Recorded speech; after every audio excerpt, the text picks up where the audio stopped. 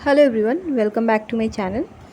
देखिए, आज हम बिहार दरोगा के प्रैक्टिस सेट मॉक टेस्ट से रिलेटेड बात करेंगे कि हमें कितने मॉक टेस्ट लगाने चाहिए, मतलब कितना प्रैक्टिस सेट लगाना चाहिए, कौन से पब्लिकेशन का। ये तो हमने पहले बात किया था, जो मैंने लगाया है कितना और कौन से पब्लिकेशन का मैंने लगाया है, ख़रीदा था, वो सब मैं एक वीडियो में पहले बात कर चुकी हूँ। इसमें मैं बेसिकली 2-3 चीज़ों पे बात करूँगी कि कितने टेस्ट देने चाहिए और टेस्ट को किस तरह से हम सही तरीके से यूटिलाइज कर सकते हैं।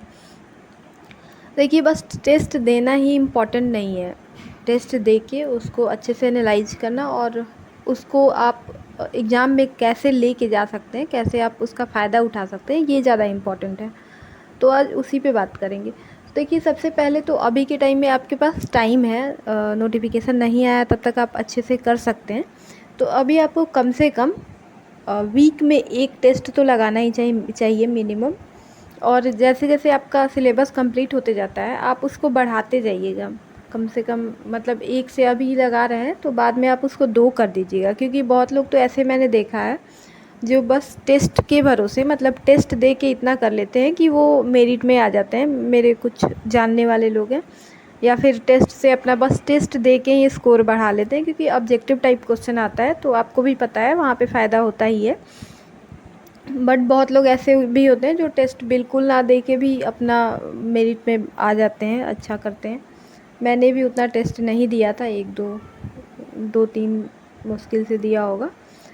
तो हालांकि उसका मुझे लगता है एक नुकसान ही हुआ है, क्योंकि कुछ क्वेश्चन टेस्ट में ऐसा नहीं है कि आपको जो टेस्ट दे रहे हैं वो सीधा से क्वेश्चन वही पूछा जाता है और सीधे लड़ जाए और आपको फ़ायदा हो जाए, बट इनडायरेक्टली वो आपको फ़ायदा करता है। जैसे कि मान लीजिए आप कोई टेस्ट पेपर उठा के सॉल्व कर रहे हैं, कोई मॉक टेस्ट दे रहे हैं, किसी पब्लिकेशन का आप ले लीजिए, आप वहाँ टेस्ट दे रहे हैं, तो आप टेस्ट दे के बस क्वेश्चन को नहीं देखते हैं, आप उसका जो एनालिसिस लास्ट में दिया हुआ है, एक्सप्लेन किया हुआ है, उस सारा को पढ़ना होता है।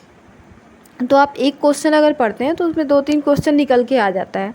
तो आप उसको टेस्ट सॉल्व करने के बाद आप उसको चेक तो कीजिए ही, ठीक है, कितना आ रहा है ये देखना होता है, लेकिन आप उससे ज़्यादा उसका एक्सप्लेनेशन अच्छे से पढ़िए और उसमें जो पॉइंट आपको इम्पोर्टेंट लगे या तो आप उसी बुक में हाईलाइट कीजिए, या फिर आप अपना कोई कॉपी बना लीजिए जो आपके बुक में, जो आप टेक्स्ट बुक पढ़ रहे हैं उसमें अगर आपको नहीं मिलता है तो आप उसको नोट डाउन कीजिए और बार बार पढ़िए। जैसे आप एग्ज़ाम के टाइम में भी अगर अपने से लिखे रहेंगे ना, तो मैंने अभी तक ये मुझे लगा है कि अपने से खुद का नोट्स जो बनाया जाता है वो बहुत ज़्यादा एग्ज़ाम के टाइम फ़ायदा होता है उसका, और वो आपको याद भी रहता है।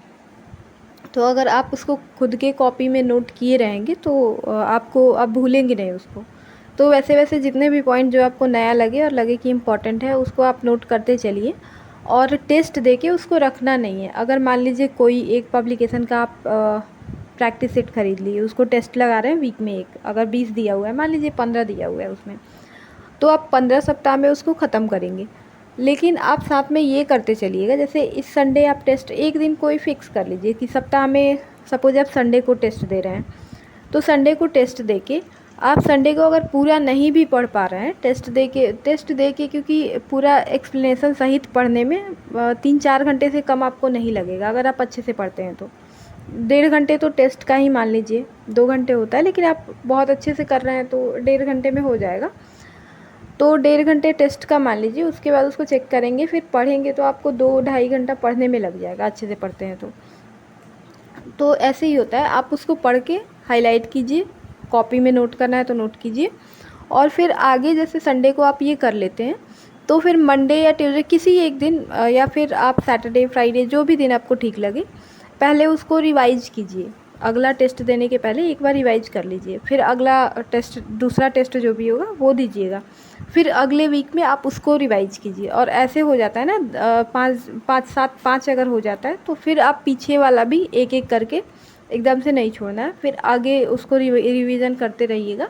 तो ऐसे आपको टेस्ट देने का मतलब बनेगा, आपका फ़ायदा रहेगा। क्योंकि अगर आप ये सब नहीं करते और सीधे टेस्ट देते जाते हैं तो धीरे धीरे आप भूल जाएंगे, टेस्ट दिए रहेंगे, फिर आप एग्ज़ाम के टाइम अगर उठा के देखेंगे तो आपको वैसे ही नया लगेगा जैसे अभी लग रहा है, और वही गलती आप दोबारा से करेंगे। मान लीजिए आज आप कोई टेस्ट दे रहे हैं, उसमें जो क्वेश्चन आप गलत कर रहे हैं वो अगर बार बार पढ़ते हैं तो वो दोबारा एग्ज़ाम में अगर पूछ दे तो आपको गलत करने का चांस बहुत कम हो जाता है। लेकिन आप उसको नहीं पढ़ते हैं बार बार, तो मेरे साथ यही होता है कि मैं सेम गलती बाद में दोबारा करती हूँ। अगर मान लीजिए मैं टेस्ट देती हूँ, एक बार पढ़ लिया मैंने, उसको रिवाइज़ नहीं किया, तो अगले बार अगर मैं वही सेट उठा के लगाती हूँ तो फिर मेरा वही क्वेश्चन मैं उसी ऑप्शन को मार्क करती हूँ।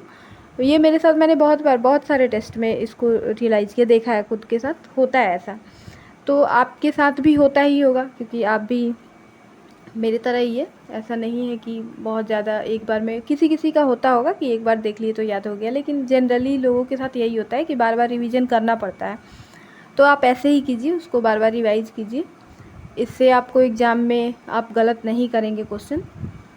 टेस्ट के बारे में यही है। बाकी आप जैसे नोटिफिकेशन आ जाएगा ना, तो एक और क्वेश्चन कि आप अभी प्रीलिम्स का टेस्ट देना चाहिए या मेंस का, ये भी आपके दिमाग में होगा।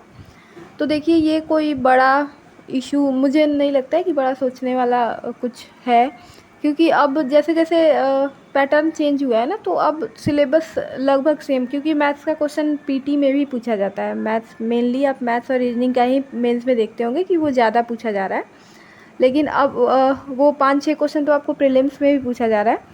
तो आपको अगर नहीं लगे कि क्या करना चाहिए, समझ नहीं आया, तो मेरे अकॉर्डिंग मुझे लगता है कि आपको मेंस का अभी करना चाहिए और प्रीलिम्स का आप नोटिफिकेशन आने के बाद कर लेंगे। क्योंकि करंट का क्वेश्चन जो प्रीलिम्स में पूछा जाता था, अब वो मेंस में भी थोड़ा बहुत पूछा जाने लगा है। तो आपको मेंस का भी करते हैं तो वो प्रीलिम्स में आपका फ़ायदा होगा ही उसका। तो आप करते चलिएगा। और ऐसे भी कर सकते हैं कि 2 मेंस का सेट लगाए, इस संडे और अगले संडे मान लीजिए आप मेंस कर रहे हैं, मेंस का टेस्ट लगा रहे हैं, उसके अगले आप प्रीलिम्स का एक लगा लीजिए। क्योंकि फाइनली आपको तो मेंस से ही मतलब है, कि प्रीलिम्स तो आप क्वालिफ़ाई कर लेंगे, क्वालिफ़ाइंग ही है, उसका कोई आगे मतलब नहीं रहेगा। मेरिट तो आपका मेंस में ही बनना है, तो आप मेंस को ही फोकस कीजिए। टेस्ट भी आपको अभी मेंस का ही लगाना चाहिए। किसी कोचिंग का ले लीजिए, कोई प्रैक्टिस सेट जो पहले का, अभी नया नहीं भी आया हो तो पहले का लेके उसको, क्योंकि मेंस में बहुत ज़्यादा डिफरेंस रहता नहीं है। तो अगर आप 2 बार का देखेंगे ना, 2-3 साल का पहले का, जैसे मान लीजिए 1275 का आया, उसके बाद 1700 समथिंग जो वैकेंसी था उसके पहले वाला, तो उसको भी लेके देंगे तो मेंस के क्वेश्चन बहुत ज़्यादा डिफरेंस, सेम पब्लिकेशन का बुक उठा के देखिएगा, बहुत ज़्यादा क्वेश्चन अलग नहीं होता है। तो अगर आप अभी से भी लगाते हैं और बाद में एग्ज़ाम के टाइम दूसरा आता है, तब भी बहुत ज़्यादा आपको चेंज नहीं मिलेगा। इसलिए आप अभी से टेस्ट लगा सकते हैं, अच्छे से लगाइए और उसको रिवीजन करते चलिए, एग्ज़ाम में बहुत फ़ायदा होगा। आज टेस्ट के बारे में इतना ही है। अगर आपके मन में कोई और डाउट हो तो आप कमेंट में बताइएगा। इसी के साथ इतना ही। Thank you.